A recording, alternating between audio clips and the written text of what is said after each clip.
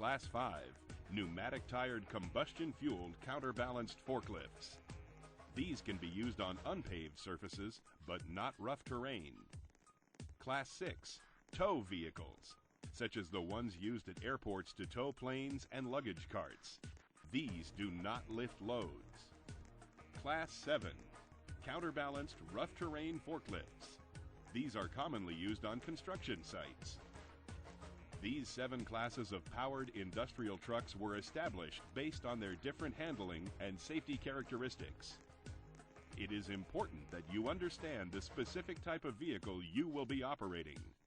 You will only be able to operate the classification of truck that you've been trained on.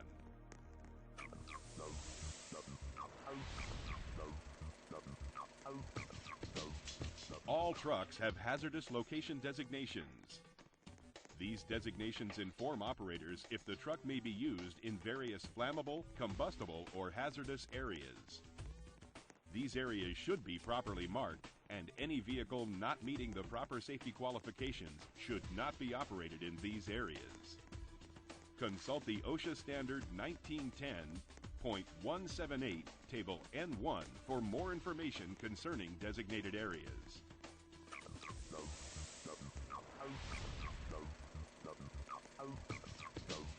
Before the start of each shift, equipment inspection should be done.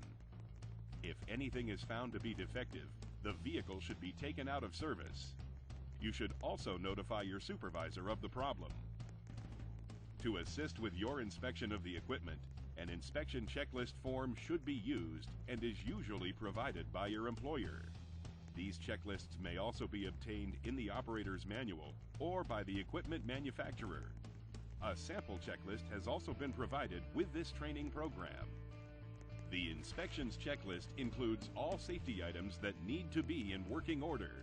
They include lights, horn, brakes, backup alarms, and seat belts.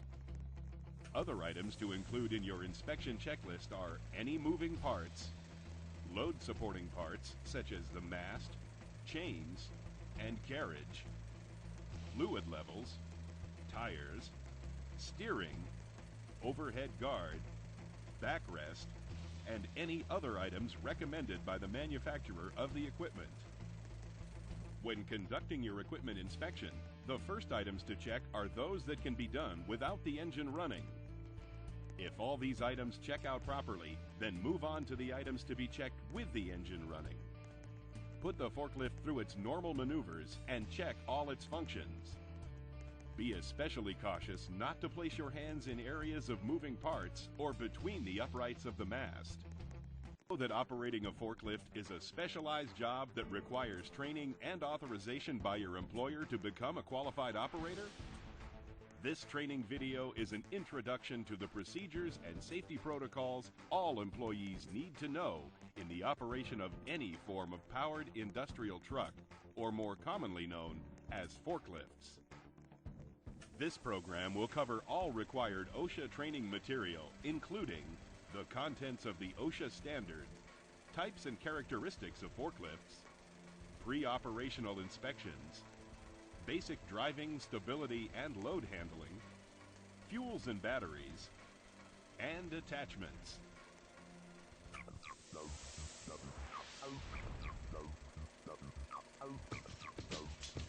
OSHA estimates that tens of thousands of employees are injured or killed due to forklift accidents, injuries, and deaths.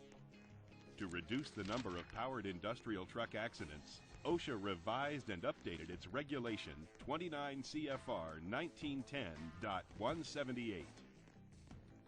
OSHA defines powered industrial trucks as any specialized industrial truck powered by electric motors or internal combustion engines. This revised OSHA regulation requires initial forklift operator training before any employee can be allowed to operate such equipment. In addition, an employee must go through retraining in case of involvement in an accident or a near miss. The operator is observed driving in an unsafe manner, the operating conditions or the equipment changes, and every 3 years.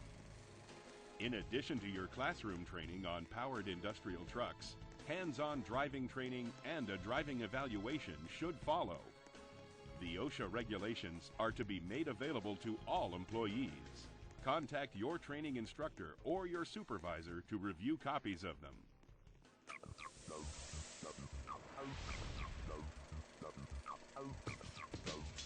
There are many different types and styles of forklift. It is important that you understand the trucks your employer utilizes. Familiarize yourself with and reference the operator's manual that comes with the truck you will be using. Powered industrial trucks are divided into 7 classes based on their basic functions and characteristics. Class 1, electric counterbalanced trucks.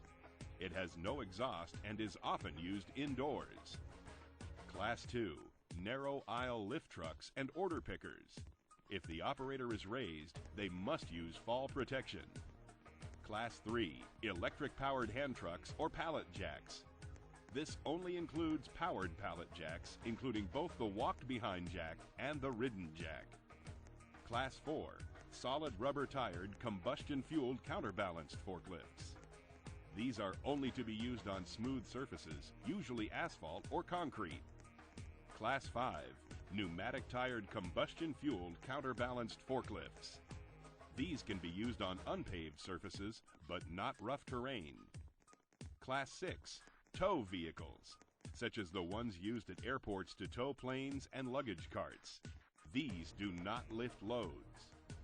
Class 7, counterbalanced rough terrain forklifts. These are commonly used on construction sites. These 7 classes of powered industrial trucks were established based on their different handling and safety characteristics. It is important that you understand the specific type of vehicle you will be operating. You will only be able to operate the classification of truck that you've been trained on.